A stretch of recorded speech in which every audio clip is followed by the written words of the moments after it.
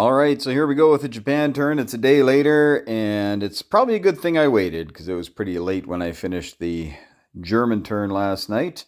And a little recap is here we are. Now we did a little switch with the Italians and the Germans because my map was set up differently than Triple Crown's. He actually didn't have anybody in Kiev, but he did have someone in Western Ukraine. So you can see the Italian tanks are here. They came in. It's that same thing. I didn't re-roll the battle. It's the exact same thing. 1 infantry, 2 tanks. So they sit there, and then they would have gone through Bessarabia to get the dollar. And now the Germans can zip through and get 2. So essentially what happened was the Germans went up 1 and the Italians went down 1. Not really helpful for the Italians, but we want to stay true to the game. All right, we're going to carry on. Another good reason is that as I read the rules, I keep seeing things, and unfortunately, I have made a monstrous error. So you see this over here. Okay, this is my main Japanese fleet. And the idea was to bring them over here.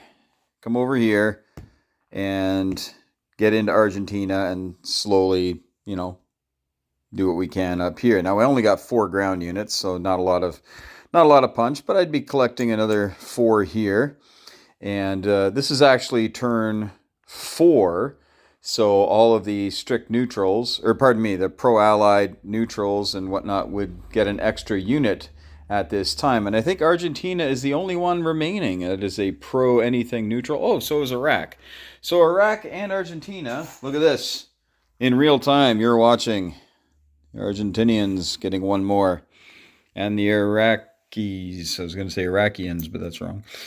And Iraq getting another 1. So that is it for the pros.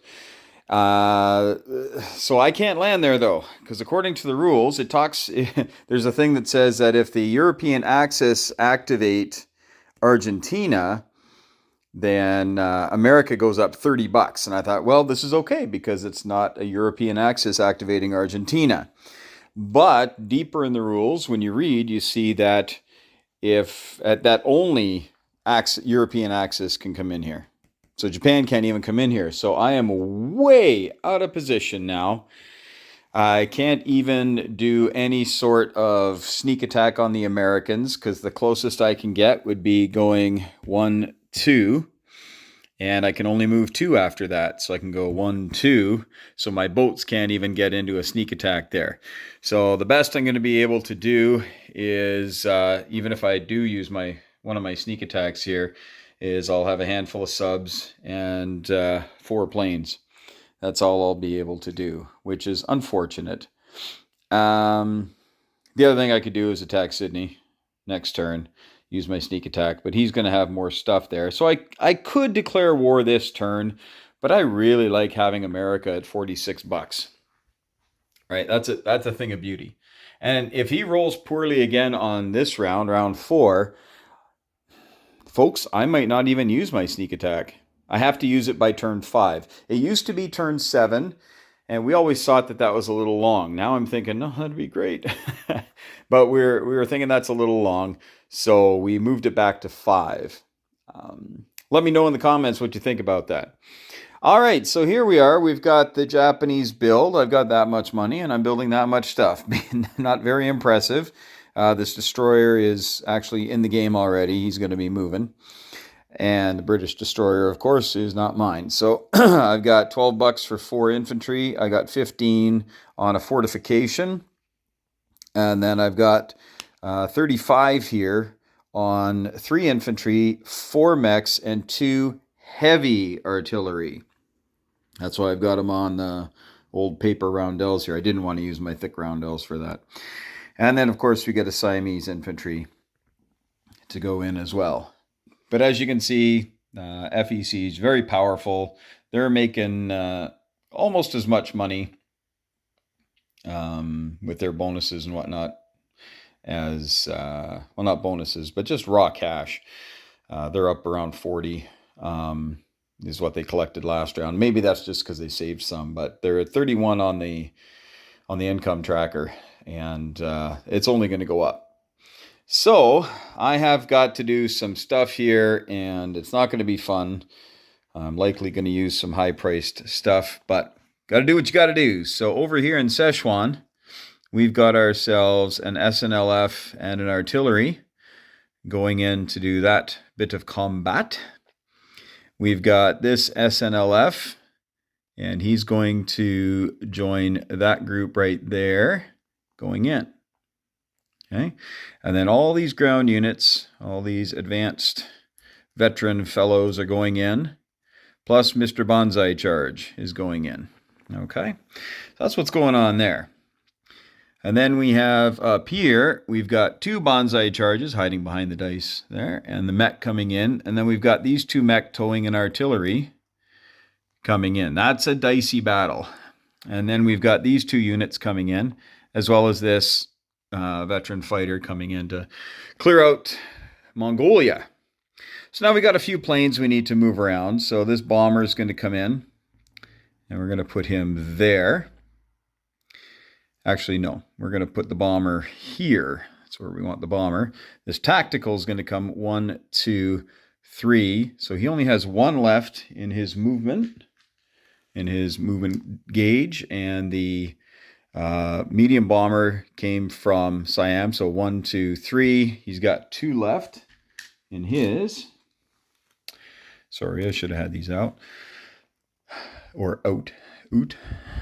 And we've got these 4 planes, and we are going to use them. We're going to use 2 up there, and we're going to use 1 there. Do I want to use 2 there? Or do I want to? No, this here looks like a nasty battle, so we're going to do that. And the rest of everything else. Oh, nope. Almost messed up there. So Mr. Transport, he's going to come up here with the SNLF and drop him off in Vladivostok. And the air transport is going to carry the airborne infantry into Vladivostok as well. Now, Vladivostok does have a fortification, but it is just a coastal gun, which would fire. But in the rules, as we have revamped them, we say if you just have a chunk of concrete there, it's not manned by anybody, so it does not shoot. And that was a debate that raged. I used to play this game a few years ago with Gargantua and a few other guys, and that was always a point of contention. You know, do you have to have infantry? Like, what if you had a fortification and like 10 tanks? And so in the rules, we have made it very clear that you must have infantry present for the fortification to kick in. So, point of order here. Look at Cairo. Fortification.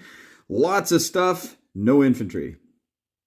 So the fortification would not be useful in this battle. So if I were actually able to attack this place with anybody, the fortification would not give a +1 to the defense because there's no infantry, and it would not give a -1 to the attackers because there's no infantry manning the series of fortification bunkers.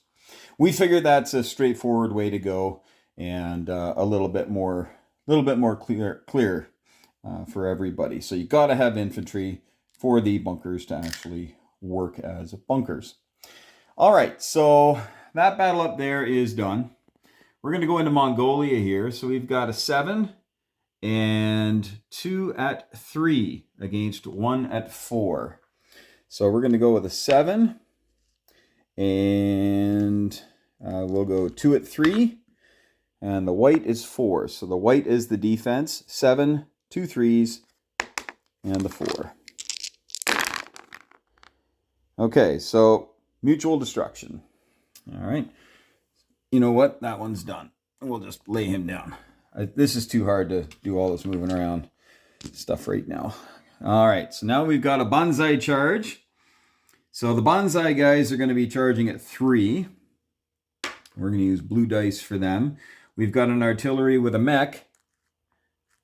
Those are 2 more 3s. So the blues are 3s. And then we've got 2 at 2. Those are just going to be white dice. So 2 at 2, 4 at 3, and then we've got 3 planes. I think that was a good idea.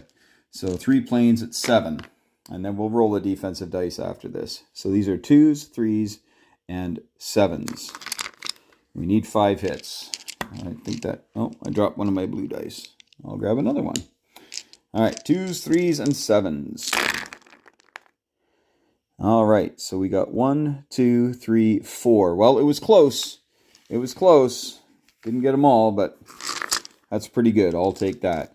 So he has 4 infantry and 1 cavalry. So that's 4 at 4 and 1 at 2. So 4 at 4 and 1 at 2. Oh boy, nothing at all. That's good for me. So he's going to be keeping 1 infantry back, but he's lost 4 units. I'm just going to roll my 3 7s and hope they get a hit. And they did. They got a couple hits. He's got 1 4 remaining. And he does get a hit on the way out the door. So I'm going to get one of my...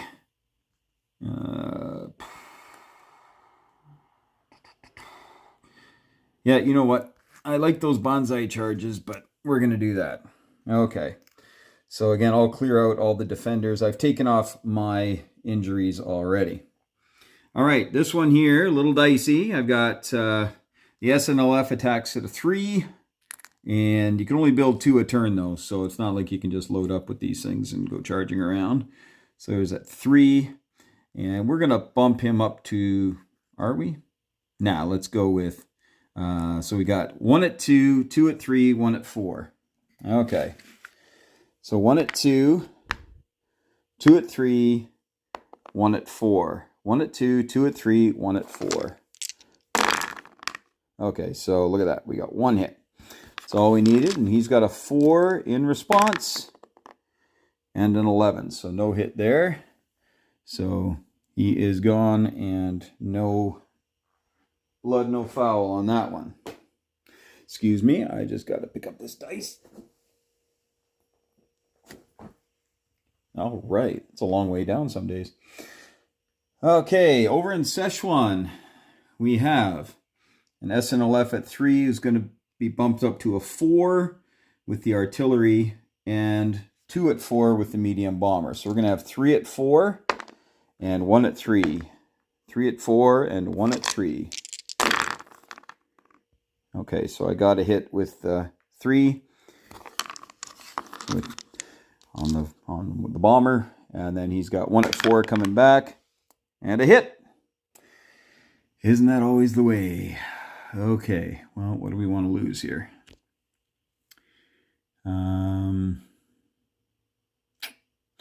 Well, he's probably going to attack it, so whatever is there, whatever defends the best, and they both defend at 4, so we'll just do that. Okay, there we go. I was really hoping to keep 2 guys for that. All right, so this one here, this one has me worried. So I've got a bonsai at 3. That'll be the white dice. We've got 1, 2, 3, 4, 5 guys attacking. And they are all attacking at... I just had an absolute... Oh no, and my computer decided to time out. So I'm just going to put this down. I'm going to keep it rolling. We love having honesty in this, so we're going to keep this rolling. There we go. There's a buddy. I'm going to keep talking here. All right.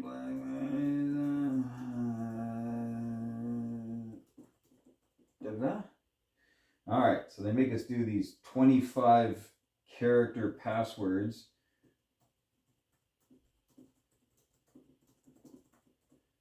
And it's crazy.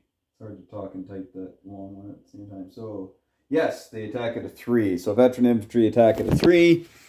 And here we go. So, we've got 1, 2, 3, 4, 5, 6 at 3, and 1 at 7, and 1 at 7. All right. I believe that tactical is at 7. Sorry, folks, I should have done this. Yeah, it's at 7. All right. So, we've got 6 at 3. and 2 at 7. 6 at 3 and 2 at 7. All right, here we go. Well, that doesn't look good at all. That is absolutely dreadful. One hit. One hit. All right. Well. All right. Now he's got a light tank, a cavalry, and an infantry. So the cavalry is at a 2. I know the infantry is at a 4. I think the light tanks are at 4. Yeah, I think they're at 4. So we're going to have 2 at 4 here. All right, so 1 at 2, 2 at 4. 1 at 2, 2 at 4. All right, well, we're fortunate. That was the 2, and the 2 4s missed. So we're lucky. I only got 1 hit, so he's going to lose that. All right, so he's going to lose his horsey horse. I didn't lose anything. All right, well, let's do a little better on this, guys. What do you say? So I've got 6 at 3 and 2 at 7. Need 2 hits, boys. Okay, 1 more hit again, and both my planes missed. 1 more hit. Okay, he's got 2 at 4. Yep, that's what happens. All right, Mr. Bonsai, you're done. You're kaput. I guess that's the wrong word to use. So he's down to 1.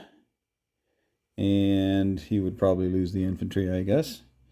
And I have 5 at 3.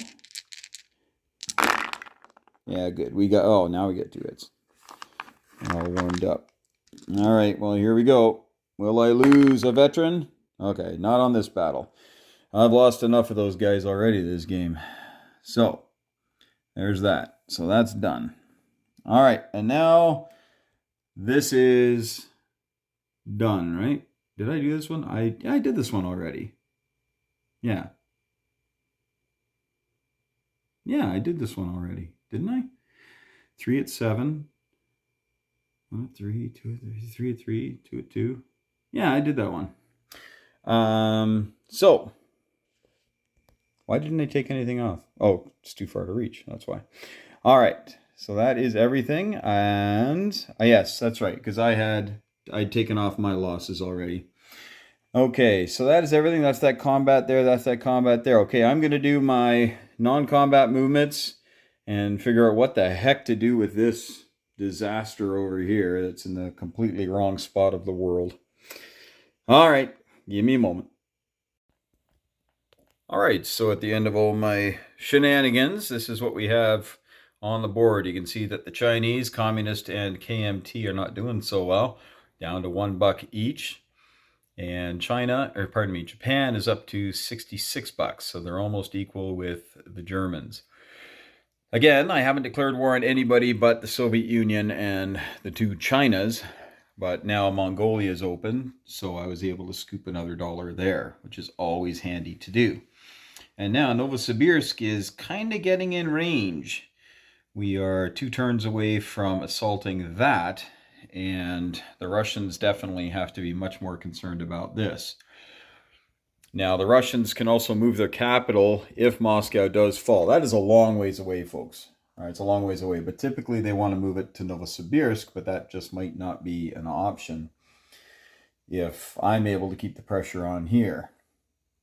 So this is what we have in China. We have, well, we'll start in Mongolia. In that Mongolian territory, Buryat. Is that what it's called? Buryat Uha. I've got a mech and an artillery. In Yan'an, in Communist China, I've got 3 mechs, an artillery, and an infantry. In Chongqing Hubei, I've got 2 mechs, an artillery, and an SNLF. Sichuan has 1 SNLF. Kwaichao has 3 veteran fighters, a tactical, and a medium bomber. We have 5 veteran infantry in Yunnan. Guangxi has got 2 mechs and 1 artillery, freshly minted. Shanghai has 2 mechs and 1 heavy artillery. Did I say infantry? Artillery. 2 mechs and a heavy artillery, 2 mechs and a heavy artillery, plus 2 veteran fighters. In Siam, we've got 1, 2, 3, 4, 5, 8 infantry and 1 Siamese fighter, a Siamese destroyer in 85. And in C-Zone 70, I have 2 cruisers, a transport, and a light carrier with a naval torpedo dive bomber. We'll carry on this way. Up here in C-Zone, it's a mystery.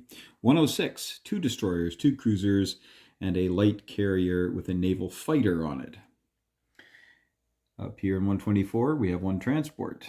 In 125, we have 2 transports. In Tokyo, we have 2 infantry. In Fukuoka, we have 2 infantry and an air transport. And of course, both those territories still have their AA guns. Here we have 3 submarines in 121.